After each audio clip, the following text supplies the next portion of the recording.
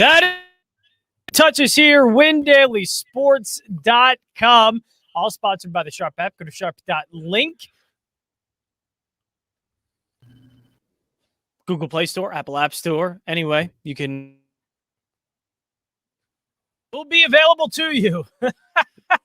Off to a great start. Hey, look, when it's us, I don't know why your mic likes to go like it'll mute.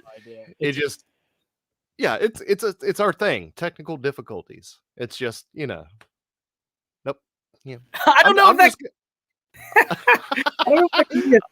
this is just, it's spooky season. That's all I got to say. It's spooky season. Oh, yeah. You see, I'm just going to assume that you agree with everything I say when you're muted. So I'm just. Fair assumption. Oh, yeah. Even though it's usually the opposite, but fair assumption. Why not? Why make you feel good about yourself? Exactly. That's good. 1 week free trial, WDS.1/live week is what you can use to get the free trial. Also, link will be in that description below on YouTube. And also go to WinDailySports.com. Go to the Academy tab. That's where you can check out all the videos and podcasts as well. Stoby, targets and touches. And the thing is, well, there's a lot going on that's different because of bye weeks. We have injuries. And the first one I just want to start off with, Dearness Johnson. Like, how much should we expect that to happen again for Dearness Johnson? Like, that's one of my bigger questions, I guess, for me, is like, how are we going to deal with that and all that? It honestly, it just depends on what the end result's going to be for Nick Chubb, because he is expected to return. So, he might roll into the old, the Kareem Hunt role and still get that volume, but because I doubt they're gonna sit there and overutilize Chubb the week that he comes back from an injury. Yeah, but it is Cleveland. They're kind of desperate right now. It's a division rival. They might force the issue a little bit, but let's just see if we hear anything about any sort of snap count or any sort of limitation, or whether they're going to take it easy on him. If he does roll into that Kareem Hunt type role, I wouldn't feel terrible about taking a shot or two on him. It's still, Pittsburgh's defense is still fairly stout, so I would be a little bit worried about it, but I wouldn't feel bad about trying him.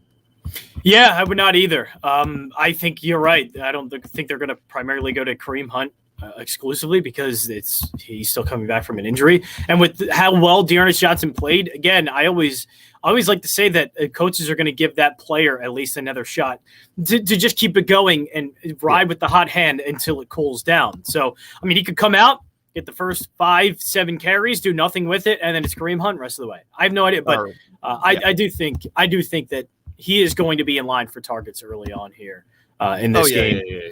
So Dearness Johnson is one. Of course, like, not the best matchup against Pittsburgh, which obviously don't expect what Dearness Johnson did on that Thursday night game against the Broncos. I think that can happen again. Always a good thing. Cleveland Browns offensive line is good and they're healthy. So obviously that's always going to have some type of effect on the running game, but Steelers do have a pretty stout front seven. So it's not something I necessarily want to test too much.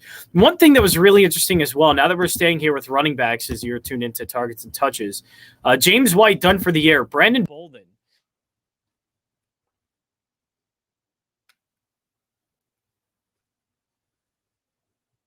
Obviously,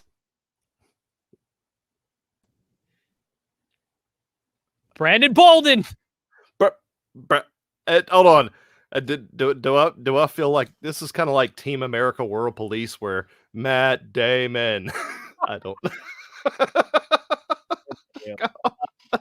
If this doesn't work, Brandon Bolden, I think that's just a glitch in the system. Whenever it's like, hold on, Brandon Bolden, you're probably not allowed to talk about that guy. Oh yeah.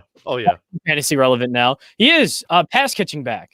He was able to get 7 targets, 6 catches on those 7 targets, 79 touchdown, 54 points they put up. So there was a lot of wealth to spread around there. And that's, I don't think, going to be the same on the road against the Chargers. But somebody had to carve out that pass catching role with James White down. Is it Brandon Bolden's, and is it good enough to make him fantasy relevant? To be determined. I never want to make any sort of definitive statements when it comes to a New England running back, because just when we think it's going to be Bolden, somebody like a Ramondre Stevenson or a J.J. Taylor will end up being the guy that step in to that role in that given week. Belichick, we know he hates your fantasy team. He doesn't care. Absolutely.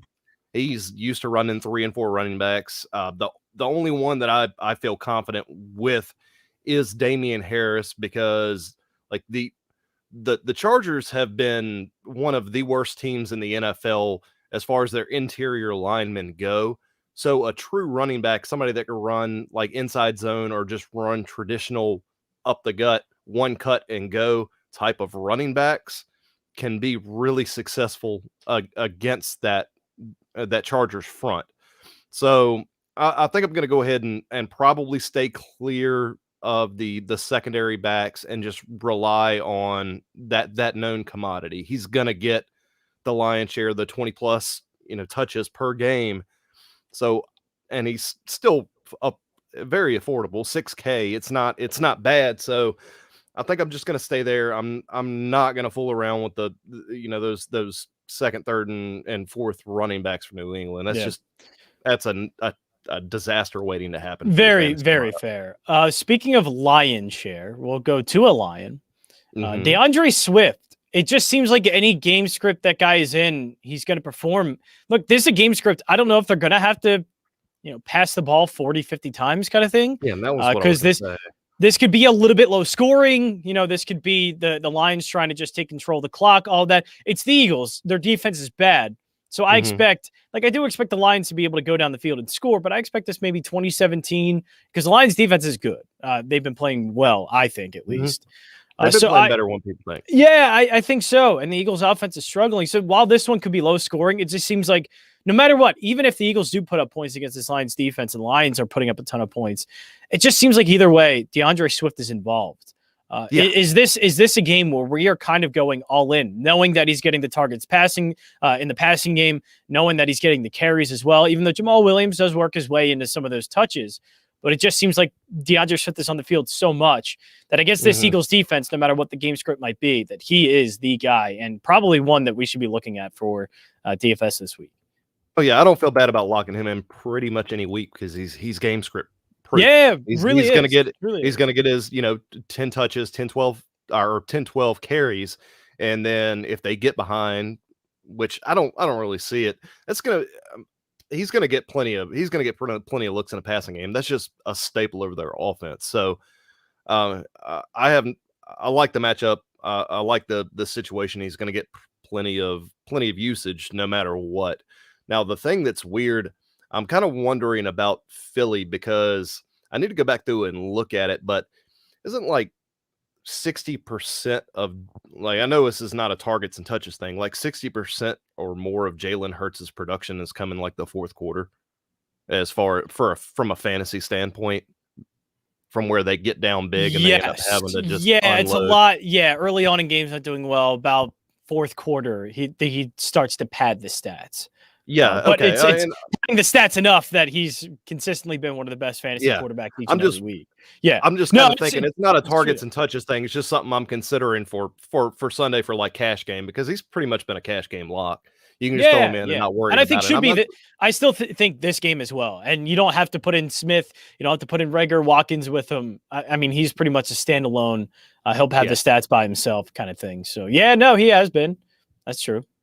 Okay. All right. Yeah, it was just a little off on a tangent there. I just kind of was thinking about that. As another running back that I'm looking at, and I want to look at the Browns injury report, but if that defensive side stays as thin as it has been, I am loving me some Najee Harris. Yeah. I mean, his usage is there, and Cleveland is Cleveland's defense in name only right now. Over the last couple of weeks, they've had a lot of issues. They've got a ton of defensive injuries. So I'm curious to see how that plays out because they've been pretty terrible the last couple of weeks. So I think Najee is gonna probably shred that defense. Yeah, with his usage, it's just turning out to like what's the best spot to use him. What's the best defense to target him with, and I think there is something wrong with this Cleveland defense. The injury is obviously playing a big factor in that. But I think you're right. Najee Harris is a pretty good one. I want to move over to receivers a little bit because I think this could be a classic. Cincinnati is a 10-point favorite. This total's only 43. Cincinnati's just going to be in a game script where you don't have to throw the ball a lot, and in turn, you don't need Jamar Chase, T. Higgins. But I think it's just coming more and more evident in this offense. Like, if they do beat the Jets 30-10, it's all going to be through the arm of Joe Burrow. And Joe Burrow exclusively, and I know CJ Uzoma had a great game, but I'm pretty sure if I'm reading here correctly in Jared's, I saw he had 36 passes and 32 of those targeted wide receivers, if I'm not mistaken, and the rest were CJ Uzoma. So basically, Uzoma's very touchdown dependent. Yes.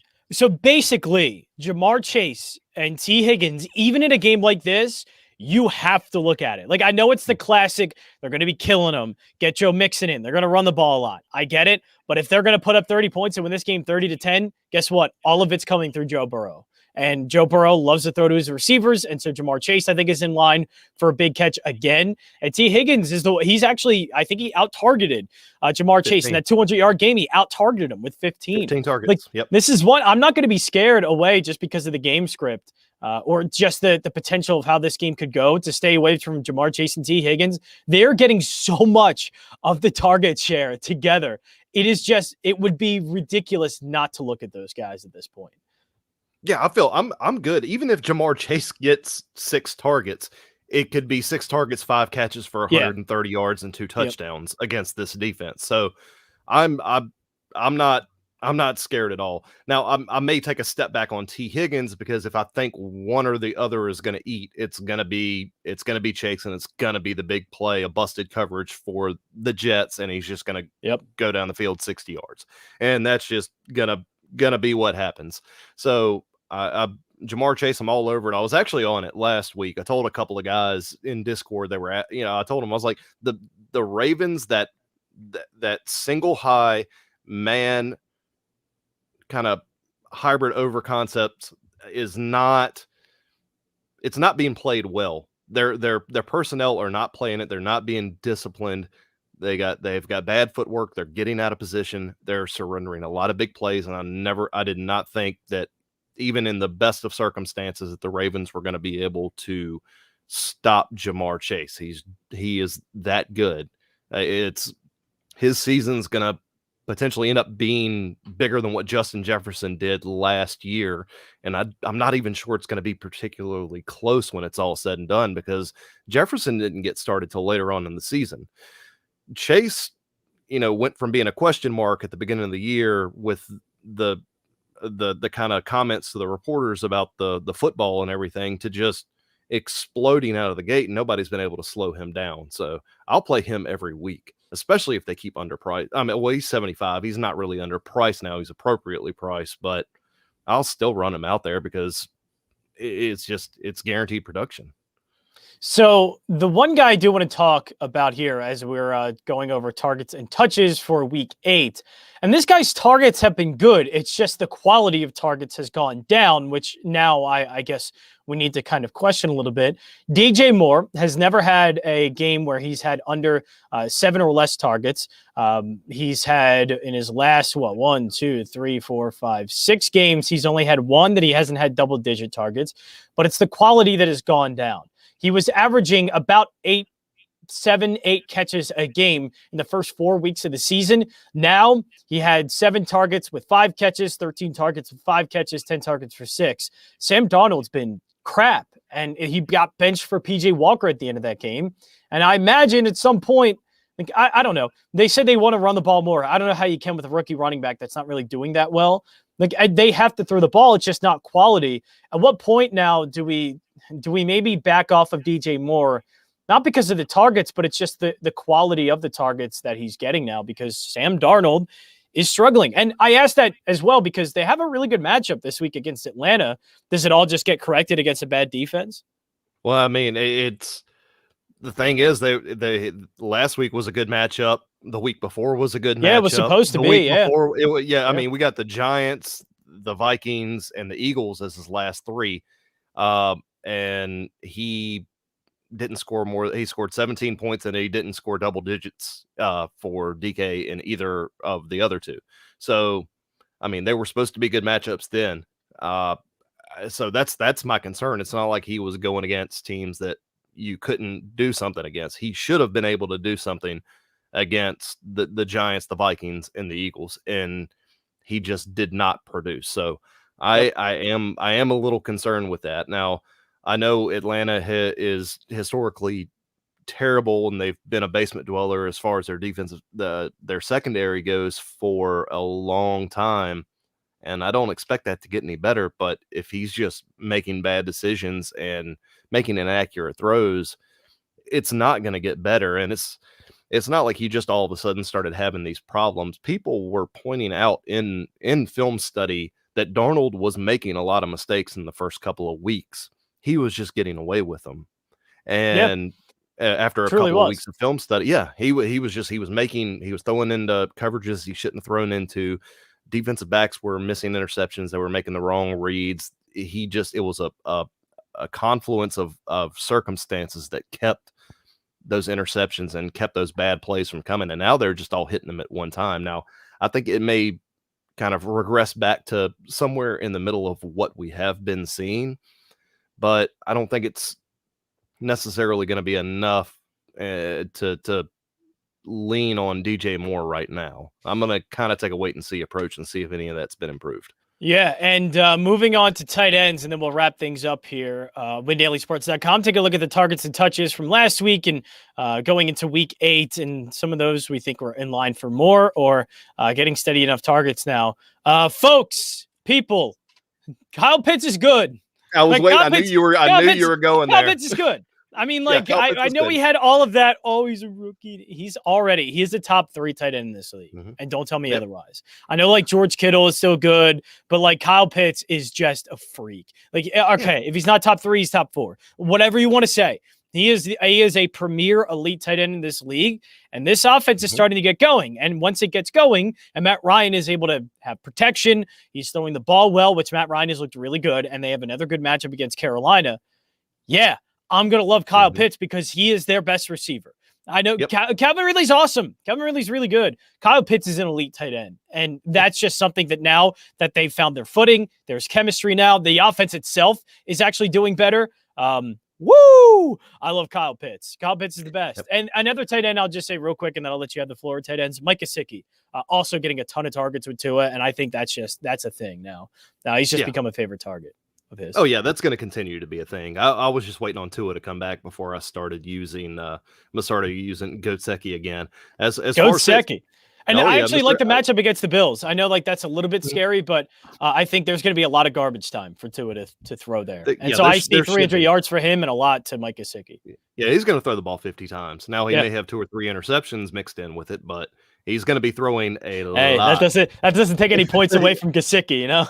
Nope. Gesicki's fine. Just be careful with Tua. Now, as far as Pitts, now I told folks, I was like, this at the beginning of the season, I told folks this Atlanta offense is going to look bad in the beginning because it is a completely different style than anything they have ever run. It's going to take 4 or 5 weeks for the offense to gain their bearings because Arthur Smith runs those 12 personnel. He ran that Tennessee Titans offense last year. A lot of heavy packages, a lot of passing, double tight ends, a lot of drags and kind of digs, and they have that one primary receiver, and then they lean on the tight ends in the run game. Now, I wasn't expecting Cordell Patterson to turn out to be the primary running back, but that's did not expect that. No, that's just an oddity. But now that they're getting used to the playbook, they're getting used to the tempo and the new style. Matt Ryan is still capable. He's not washed like everybody was, wanting to say. They just weren't running 4 and 5 wide receiver sets, and they, the tempo is a little bit slower, and they're not getting down, 5 scores in halftime and having him having to throw it 35, 40 times in the second half. So Pitts is going to go off, and he still was a rookie tight end, and rookie tight ends take a little bit of time to develop, but he has already gotten there. Yep. So, I mean, just the fact that he's gotten it in the first 5 or 6 weeks as a rookie tight end is phenomenal. And that should tell you how much of a talent this guy is and how great he's going to be. Look, tight ends thin this week. So, like, I'm not going too far away from Pitts or Gesicki. I mean, they've been the most consistent ones. Do you really want to go Hawkinson? Hawkinson because of the matchup, because even Foster Marneau was really great. But that's the 3 I'm sticking to. I'm not going down further than that. Like, I'm not even going Noah Fant. I'm not going Dawson Knox. You're not going Noah Fant? Noah Fant's worth I thought he was worth a little bit of look. He's good. And I think but Jerry Jeudy comes back, and I think that's going to take away a little bit from him. And I like Gesicki a lot more with the connection that he's had with Tua. TJ Hawkinson is in the best matchup pretty much for any tight end this week. And Kyle Pitts is now, like, he should be priced to $7K. Like, he should be priced the way Waller and Travis Kelce have been, and you're still getting him at 6,300. So that to me is like, I don't want to go away from that. He's clearly, like, his points to me, Kyle Pitts is playing like what we think of Travis Kelce usual point production is, what we think of a Darren Waller. Like, that's what he's doing. He's over 100 yards, 10 against the Jets, 10 targets, 9 receptions, 119 yards and a touchdown. Against Miami, 8 targets, 7 receptions, 163 yards. I think we're in line for another one of those. You got me. I was just wanting you to explain yourself. I don't feel bad about it. Look at me. I can do it. All right, we got to wrap things up there. Stobie, what did you go ahead, ask that question if you got it. I mean, it's early, so the information's not going to be accurate, but if you want to ask a question this early in the week, go ahead. Go in the Discord chat, James. If you're not in there, Stobie will be in there with you on the Discord chat. We can all help out. That is it for us. Targets and touches here. Stobie, thank you. Always a tremendous job, my friend. Even dealing with my glitchy microphone issues. That's what I get for saying Brandon Bolden. It's like Beetlejuice. I said, even when you say Beetlejuice 3 times, nothing good happens. I said Brandon Bolden 3 times, and nothing good happens when you do that. But that is it for targets and touches. We'll be back for more tomorrow right here, WinDailySports.com. Also, 1 week free trial, WDS.1/live week, and the link is in the description below. That is it for us. We'll be back tomorrow right here, WinDailySports.com.